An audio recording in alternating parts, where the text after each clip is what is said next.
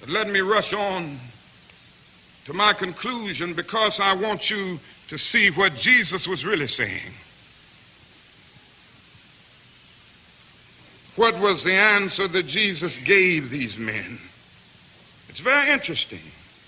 One would have thought that Jesus would have condemned them. One would have thought that Jesus would have said, "You are out of your place. You are selfish.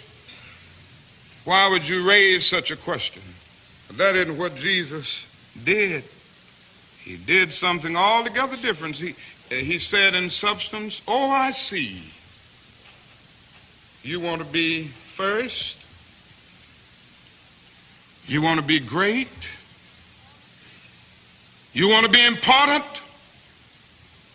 You want to be significant? Well, you ought to be. If you're going to be my disciple, you must be." But he reordered priorities. And he said, yes, don't give up this instinct. It's a good instinct if you use it right. Yes. It's a good instinct if you don't distort it and pervert it. Don't give it up.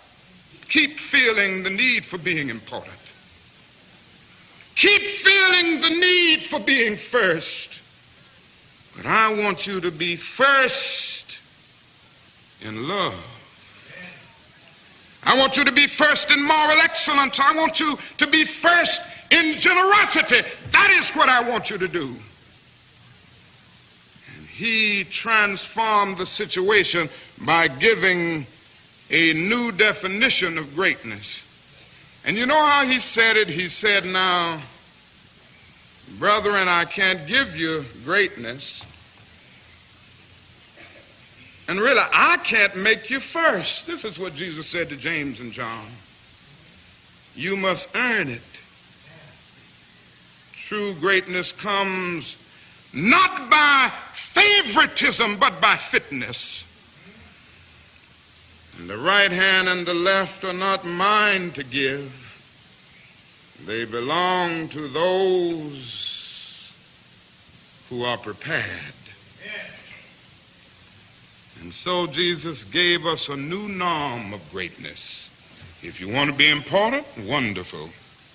If you want to be recognized, wonderful. If you want to be great, wonderful. But recognize that he who is greatest among you shall be your servant. That's a new definition of greatness.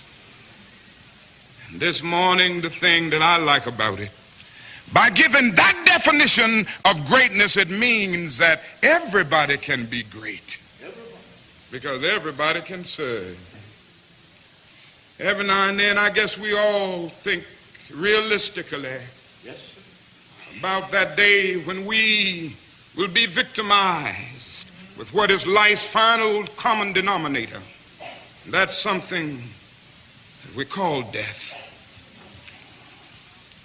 We all think about it, and every now and then I think about my own death, and I think about my own funeral, and I don't think of it in a morbid sense. And every now and then I ask myself, what is it that I would want said? And I leave the word to you this morning. If any of you are around when I have to meet my day, I don't want a long funeral. And if you get somebody to deliver the eulogy, tell them not to talk too long. And every now and then I wonder what I want them to say. Tell them not to mention that I have a Nobel Peace Prize. That isn't important. Tell them not to mention that I have 300 or 400 other awards. That's not important. Tell them not to mention where I went to school. I'd like somebody to mention that day that Martin Luther King Jr. tried to give his life serving others. I'd like for somebody to say that day that Martin Luther King Jr. tried to love somebody. I want you to say that day that I tried to be right on the war question. I want you to be able to say that day that I did try to feed the hungry. I want you to be able to say that day that I did try in my life to clothe those who were naked. I want you to say on that day that I did try in my life to visit those who were in prison. I want you to say that I tried to love and serve humanity. Yes, if you want to say that I was a drum major, say that I was a drum major for justice. Say that I was a drum major for peace. I was a drum major for righteousness. And all of the other shallow things will not matter. I won't have any money to leave behind. I won't have the fine and luxurious things of life to leave behind. But I just want to leave a committed life behind.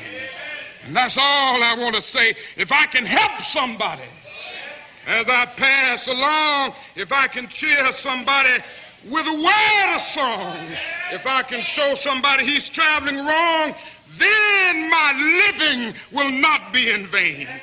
If I can do my duty as a Christian ought, if I can bring salvation to a world once wrought, if I can spread the message as the Master taught, then my living will not be in vain. Yes, Jesus, I want to be on your right or your left side. Not for any selfish reason. I want to be on your right or your left side, not in terms of some political kingdom or ambition, but I just want to be there in love and in justice and in truth.